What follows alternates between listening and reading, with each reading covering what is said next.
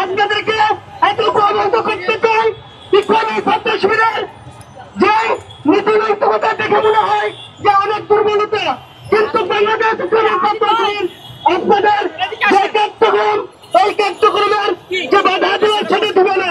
আগামী দিনে সেই বাংলাদেশের সাধারণ জনগণ ছাত্র জনতা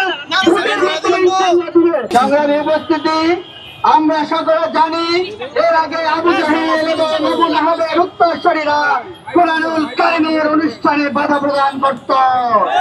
বর্তমানে বাংলাদেশে আবু জাহেল উত্তরসূরিদের দেখা যাচ্ছে।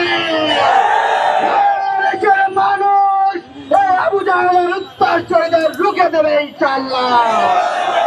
নোয়াখালীতে কোরআনের অনুষ্ঠানে বাধা প্রদান এবং হামলা করে ইসলামী ছাত্র শিবির নেতাকর্মীদেরকে রক্তাক্ত করার প্রতিবাদে ঢাকা মহানগর শিবির কর্তৃক আয়োজিত বিক্ষোভ সমাবেশে উপস্থিত কেন্দ্রীয় নেতৃবৃন্দ, জনশক্তি ভাইয়েরা, সাংবাদিক বন্ধুগণ, সভাপতি আসসালামু আলাইকুম ওয়া রাহমাতুল্লাহ।